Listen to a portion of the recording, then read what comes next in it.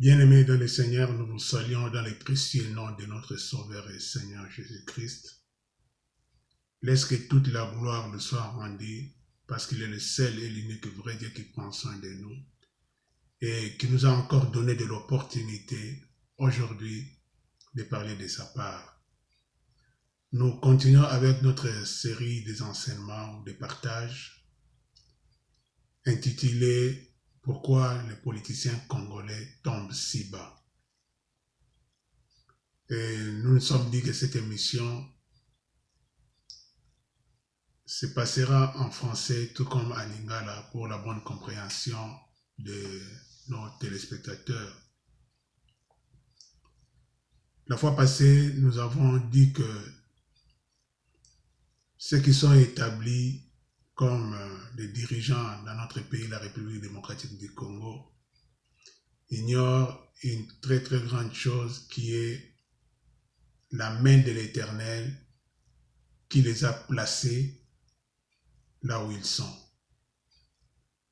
Tolobaki yango ete bakambi na biso basosola pe bayeba ete bokonzi oyo bazali na yango euti nde epai na Nzambe. Nzambe nde mutu asali ete bazala esika bazali. Kobanda na présidence de la République ti na chef ya quartier. Ezali Nzambe nde mutu alingi bazala wana. Et ezali prouvé na Bible na mukanda ya Romains chapitre 13 le verset 1 et 2 eza kotalisa biso polele ete bokonzi nyonso tu eutaka epai na Nzambe. Et totalisaki mpe lisusu ete mpona bamisusu bakanisaka bokonzi baza nango ezali fruit ya barelation na bango, ya bacontact na bango, to ezali banzela na bango bakotaki ya nyaka-nyaka, yango nde esali ete lelo base retrouver na baposte oyo baza na yango, bazala baministre, bazala bakonzi na mapinga, bakonzi na police, bazala ba PDG, ba responsable ya baentreprise publique, to bazala ba député, to bazala ba gouverneur, to bazala ba responsable na niveau moko boye. Ils pensent que c'est par rapport à leur connaissance, ce sont leurs amis, ce sont leurs relations, de basali ete bazala pouvoir. Et Bible talisi biso polele ete bokonzi nyonso tu eutaka nde epai na Nzambe. Donc lelo soki bango bazali kokamba, ezali Nzambe na lingi bazala wana pona ko servir peuple na ye, ba servir créature humaine o Nzambe asali mutu. Parce que Nzambe tamba keli mokili atie biloko nyonso tu, atie nzete, atie mai, atie mbisi, na sena mabele atie ba bomengo, atie ba or, ba diamant, ba cobalt, ba coltan, ba uranium, ainsi de suite, ba pétrole. Nzambe atie biloko nyonso na po e servir mutu azanga eloko moko te. Mais lelo toza komona ete bato babosani ete batie bango na bisika na po ba gérer bomengo o Nzambe atie na sena mabele, to bomengo o Nzambe atie na kati na mokili, afin que e servir na mutu nyonso tu aza ko vivre na mokili na entité o Nzambe a placé ye. Entité na biso to mboka na biso ezali la République démocratique du Congo. Et Nzambe asepelaki ete ba Congolais bazala na parti wana ya mokili pe bas vivre na biloko oyo ye atie na mabele ya RDC. Mais qu'est-ce que nous sommes en train de vivre aujourd'hui? Bato bazali ko kamba biso, bazali ko se servir bango moko au lieu de servir le peuple. Pona nini? Po ba bosani ete bokonzi bazali na yango euti epai na Nzambe. Bokonzi bazali na yango euti epai na ba relation na bango te, euti na banzelo bango bakotaki ya simandako ya molili te, ezali Nzambe nde mutu azwaki mokano ete bango nde bazala esika wana. Il a fallu basepela parce que c'est un privilège que tu sois choisi par le créateur du ciel et de la terre. Bible ezali ko reconnaître même ba magistrat bazali établi pour na ko corriger bato ko punir ba récalcitrant afin que mutu atambola toujours na aliment. Et bamisusu o bakanisaka ete bokonzi na bango euti na banzela ya nyaka euti na nzela ya molili euti na barelation euti soki na gauche soki na droite. Bible elobi na biso na mukanda ya Proverbe chapitre 16 ete dans le cœur de l'homme il y a plein de projets, mais la bouche qui donne la réponse vient de Dieu. Donc moto oyo aza na liloba ya suka pona nyonso tosalaka na se na moi ezali nzambe. Bien aimé, po koma esika yo oza lelo eza nzambe. Po koma na age oyo oza nango malgré babitumba oyo ya de gauche à droite eza nzambe. Po koma na age oyo oza nango malgré bamalade bamipepe mabe oyo ezali kosuflaka par-ci par-là eza nzambe. Lelo pe po koma ministre eza nzambe. Po koma président de la République eza nzambe. Soki epesameli yo te zela tango na yo. Soki epesameli yo zwa conscience ete nzambe atie ngai awa lokola responsable pona ko servir non seulement libumu na ngai to famille na ngai, mais pona ko servir peuple oye a placé na entité o nga nazali ko evre. Et entité na yo zali ko evre ezali la République démocratique du Congo. Donc tu es là pour servir le peuple congolais. Tu n'es pas là pour servir tes propres intérêts. Ya mutu yo nga na lingi bakambi ya mboka na biso bayeba ezali ete bazali na ba poste wana lelo parce que nzamba lingi bango nde ba diriger peuple na ye, ba servir peuple na ye pe asepela mokili oyo nzambe asali.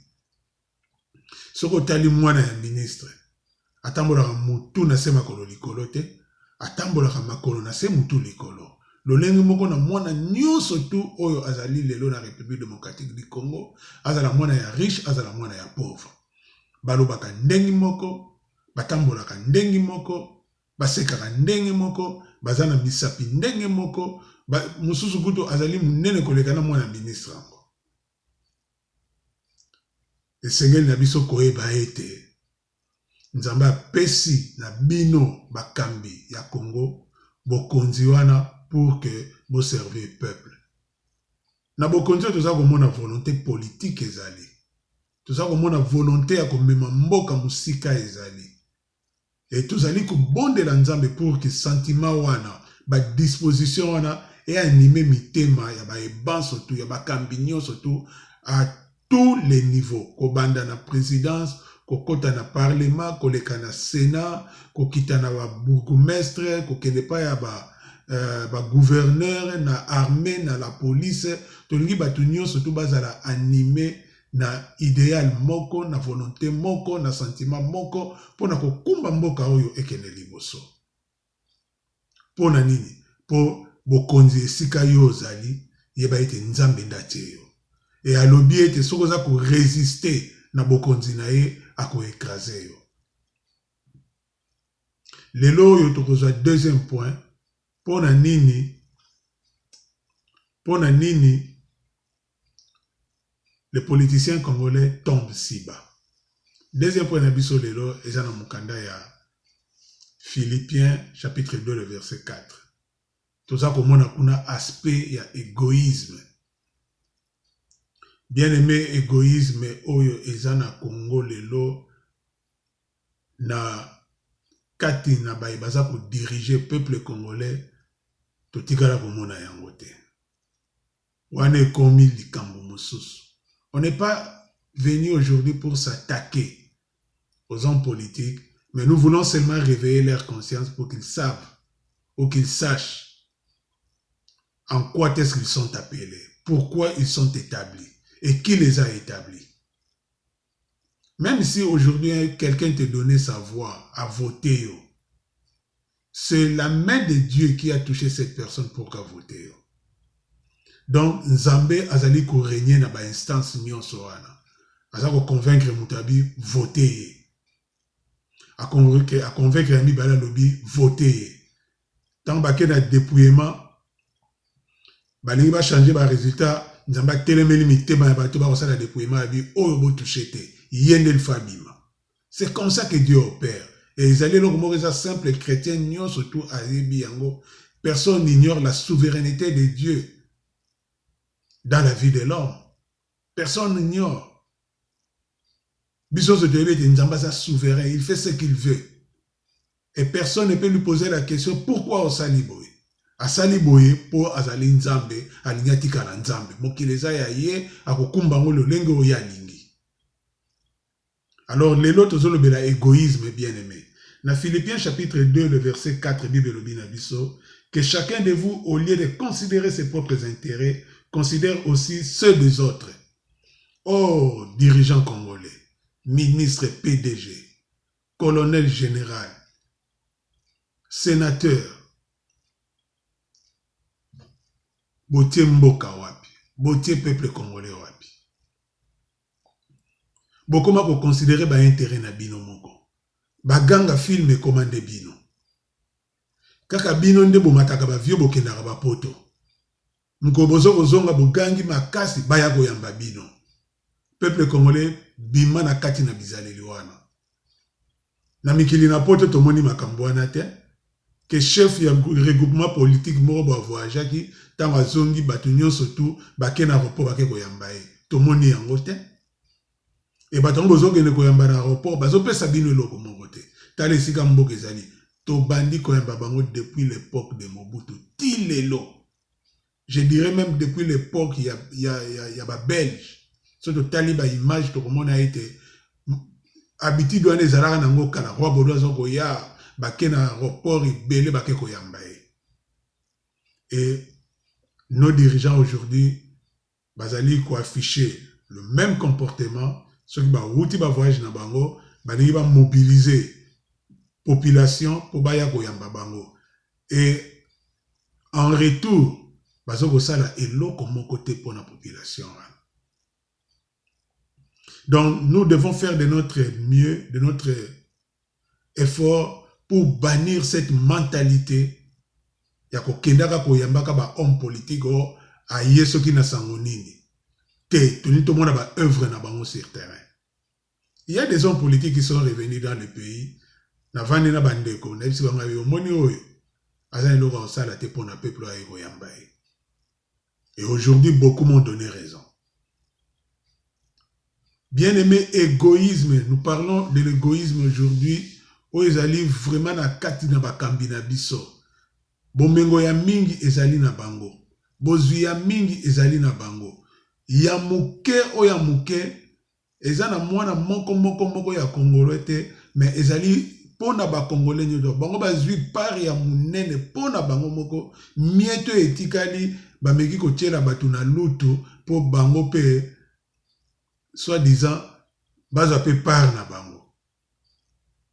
Or Bible lobi na biso que yambo ya yo o se servir pena ba intérêt et ba misusu. Nzamba atie bino place wana po na bino moko te. Nzamba atie bino place wana po bo servir peuple na ye. Po bo servir la nation congolaise. Tala, mutu oyo abengami mokambi. Leader politique. Lolenge na ye ya kokanisa ekoki kozala lolenge moko na ya batu nyonso te. Ye amonaka toujours ba intérêt ya population. Amonaka toujours bonheur ya population. Mais ce n'est pas ce qui se passe dans notre pays. Ce qui se passe dans notre pays ezali bato bazwi mbongo pona bango moko, bomengo pona bango moko, bisengo pona bango moko, ba voyage ya tour du monde pona bango moko, makambu nyonso tu ya malamu pona bango moko, oya mabe ya salité ya buchafu pona peuple congolais. Quelle façon d'agir. Quelle façon d'agir. Mokonzi ya solo, to leader ya solo, ezali oyo alonaka nzete, non pour que ye moko aya kolia mbuma wana, mais aloni yango aza kotala la génération future. Alobi nzete on aloni oyo, bana na ngai, bana ya bana na ngai, bakosepela na yango. Donc c'est-à-dire, un homme politique est celui qui doit poser des actes qui vont faire que de génération en génération, ba acte nae et gangaka toujours. Dans le bon, pas dans le mal. Nous devons bannir l'égoïsme. Yoka, verset 21 à Philippiens, chapitre 2, lobi na biso, Tous, en effet, cherchent leurs propres intérêts et non ceux de Jésus-Christ. Celui qui vous a établi n'a pas posté vos alliés, les alliés Jésus-Christ. Parce que c'est lui le Dieu créateur du ciel et de la terre. Personne d'entre vous ne cherche les intérêts de Christ. Peut-être au sommet, parce que nous voyons là la bonne volonté politique qui est en train de s'afficher. Mais vous autres, des ministres, des parlementaires, des sénateurs, des PDG, les responsables de l'armée, la police, est-ce que vous êtes en train de chercher l'intérêt du peuple congolais ou vous êtes en train de chercher vos propres intérêts? Êtes-vous en train de chercher les intérêts de Christ ou vous êtes en train de chercher vos propres intérêts? Parce que l'intérêt de Christ, c'est servir d'abord son peuple. Vous devez d'abord servir le peuple. Vous ne devez pas vous servir vous-même. Comme le disait plusieurs années passées, que nous ne devons pas nous servir nous-mêmes, mais nous devons servir le peuple. Je ne vais pas ici réciter tout ce qui se disait, parce que c'est du passé, ce sont des discours qui nous ont mis KO, et voyons seulement là où nous nous retrouvons aujourd'hui. L'égoïsme. Nos dirigeants tombent si bas parce qu'ils sont égoïstes. Si bas, c'est-à-dire, ils sont rien. Ils sont nulle part. C'est de la fouteuse. Ils sont incapables de relever la nation. Ils sont incapables de relever le pays, le niveau de vie de la population.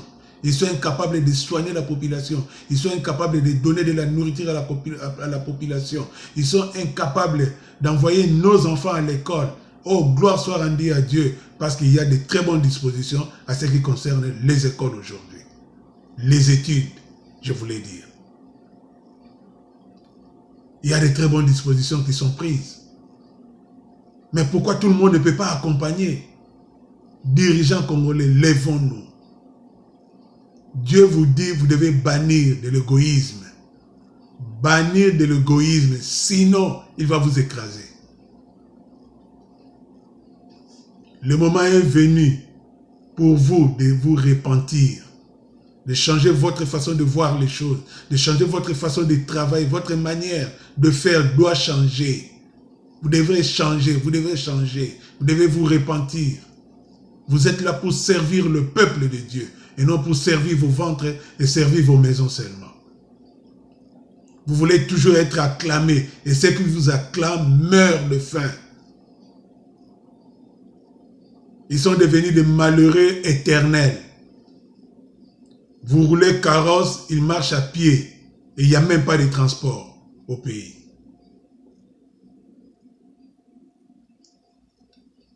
Faites votre part, car Jésus-Christ a fait sa part. Et il va vous demander compte. Parce que c'est lui qui vous a établi. Sachez que vous allez rendre compte à Dieu. De gauche à droite, pasteur Gaga,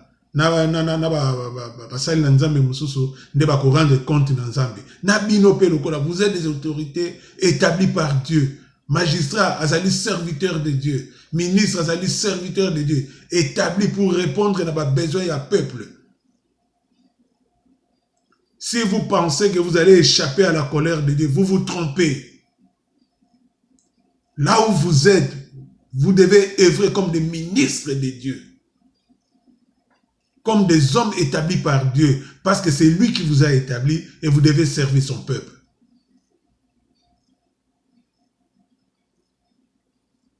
La République démocratique du Congo, c'est un grand pays avec plus de 80 millions de personnes. Mais il y a seulement un groupe de gens qui est en train de se retrouver. Non, ça c'est de la sorcellerie. Aujourd'hui, je viens vous interpeller, chers dirigeants congolais. Dieu a béni le pays. Laisse que la bénédiction qui n'est pas venue de vos ancêtres, mais la bénédiction qui est venue de Dieu puisse profiter à tout le peuple congolais.